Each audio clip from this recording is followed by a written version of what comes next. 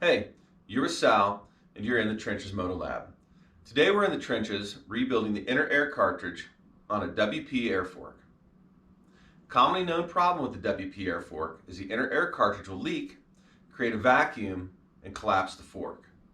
You'll be joining me and my good friends and certified KTM, Husqvarna, and GASGAS mechanics Clay and Corey at our local KTM shop, Elite Motorsports.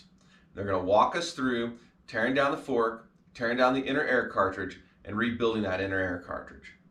Another known problem with the WP air fork is that after some hours of riding, it can get feeling harsh or sticky. In this video, you'll learn how to tear down the inner air cartridge so that you can tear it apart and lube the internals and keep it feeling smooth and good. Let's get the KTM shop, Elite Motorsports. Let's go see Clay and Corey and have them show us how to tear this fork down and rebuild it. This is quart full. That's a nice plant. Get this out of there so we don't splash it with oil.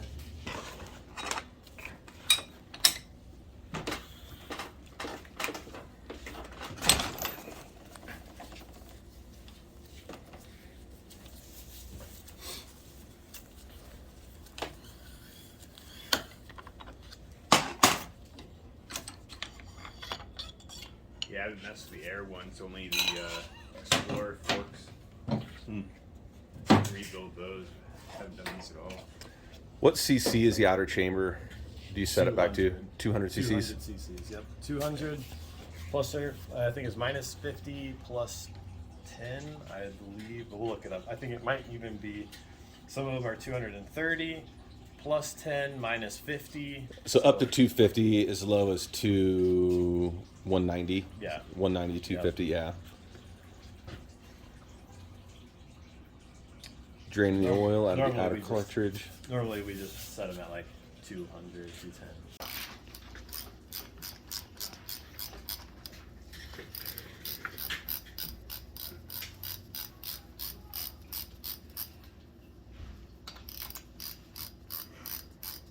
Did you take the air off the cartridge? Not yet. Not yet.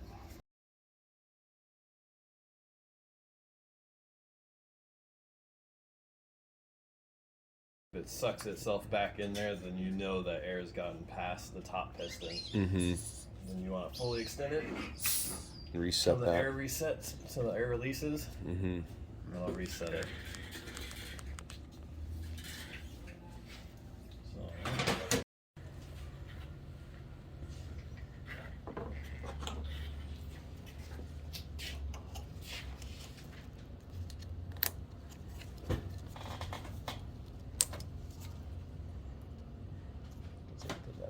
thank you.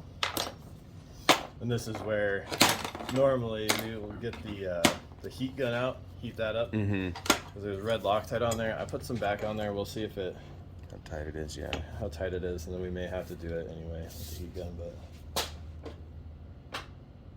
yeah, have to hit with the heat gun.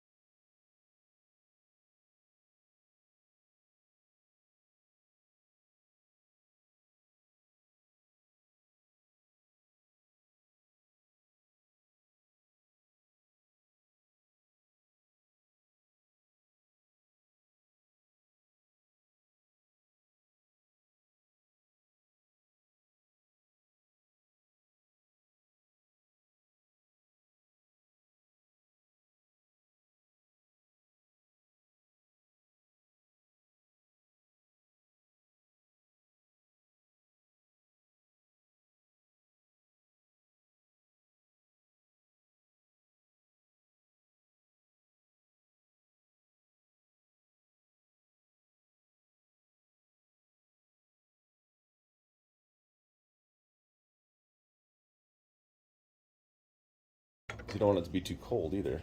Mm-hmm. Oh, yeah. Money, yeah. Yeah, so just a bit Yeah, of red heat. Loctite's no joke. Yeah, just a bit of heat, man, helps immensely.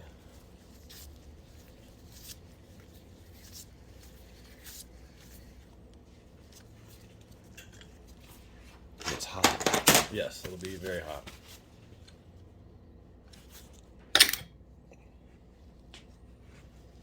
So there's our top seal. It actually holds the air in between, and when it slips by, it's getting trapped between this seal and the top seal. Mm-hmm. This is what creates your vacuum. It wants to make it suck itself back down. Mm-hmm. That's your bottoming spring. Okay. It's the last thing you feel before you hear the little ping Yes. when you bottom out. The little metal cup. Can you set that over there? The end's hot. Thank you.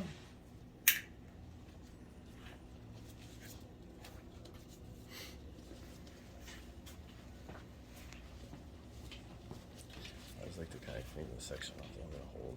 It doesn't slip. And so that air cartridge, Yeah, that's the seal right there. it'll squeegee the grease off the air cartridge and gets all globbed up down here. So I got to take the 350s apart because it's sticky. Pull the air cartridge apart on that 350 and re-lube that. I'll be right back. I'm going Yeah. to grab a...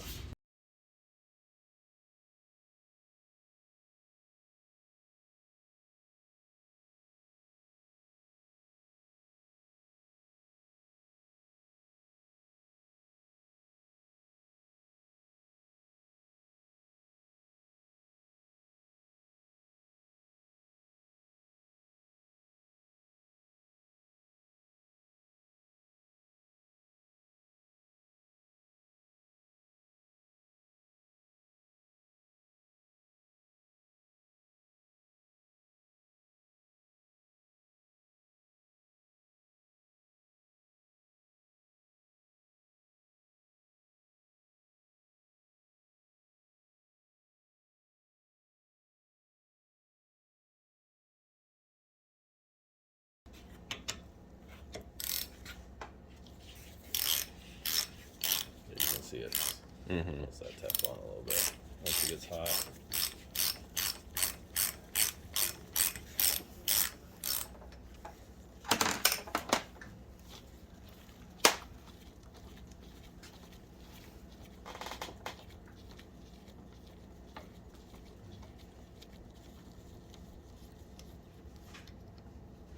Okay, that's going to be hot. Take that off.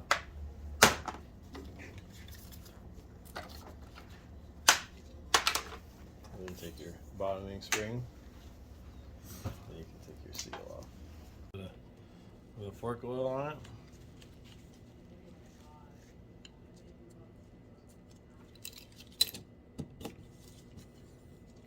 Put your first seal on. Take off the cap. Put your bottoming spring so the fat end is down. Okay. You want your plastic cone.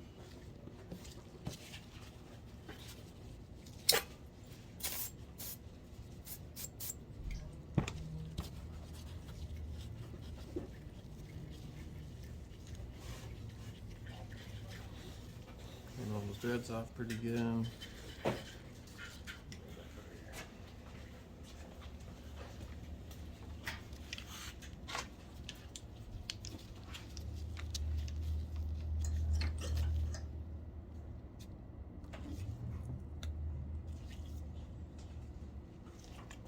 Little bit of red Loctite.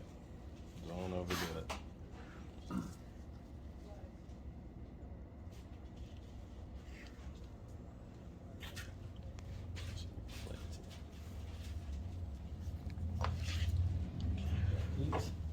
Thank you.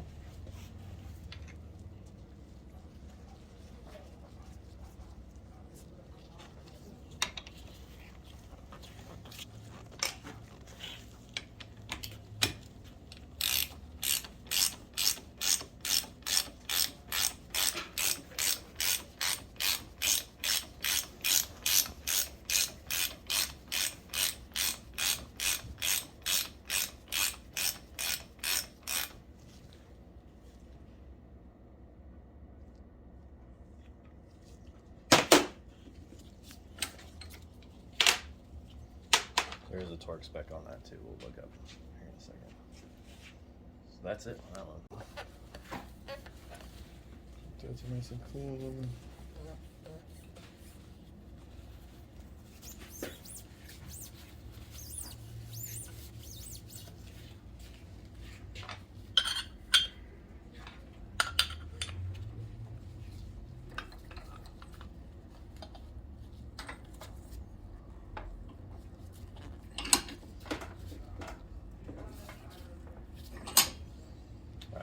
take your grease. You want to grease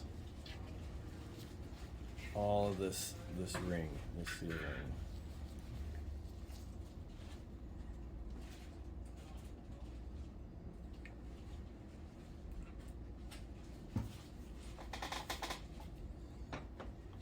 Drop a little bit on the top. It's got a nice, good amount of grease on it. You're going to want to take a little bit of this grease. Try not to get it on the threads. Get it down inside the tube. It's going to help it slide. Sometimes you'll get your forks feeling a little stiff and sticky. Mm-hmm. It doesn't have enough grease in there, so it's creating friction in there. Mm-hmm.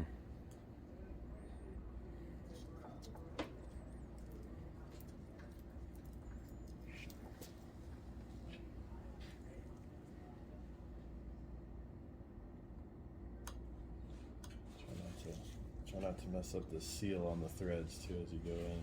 Sometimes you grease the threads. Mm-hmm. Yeah, pack those. Fill the threads with grease, yeah. So we don't necessarily need to bring it before we start going into these. Yeah. Sometimes you can twist it in as well.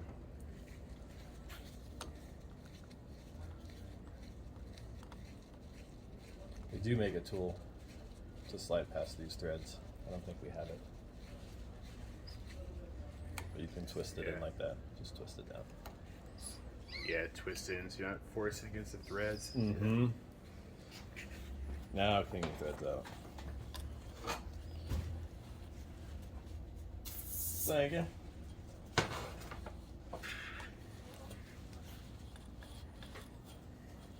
Clean the grease out so the Loctite works, huh? Yep. It's out of threads, yeah.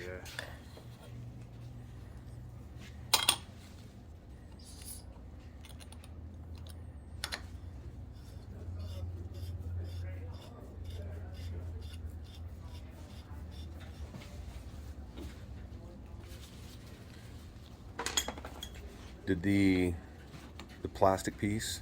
Goes on last. 'Cause Okay. it covers up these. Okay. Yeah, a little clip, yeah.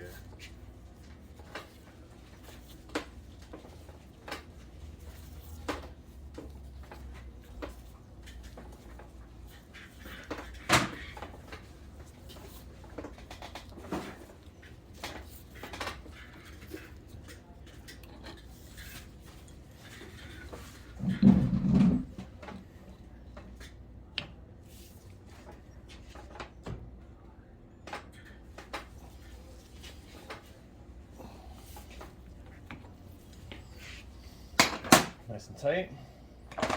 Mm-hmm. Pretty tight.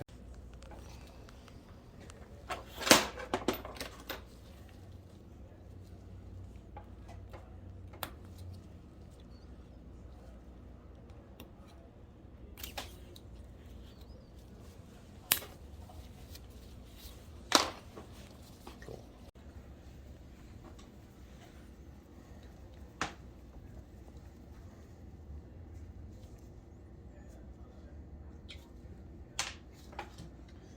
Thank you.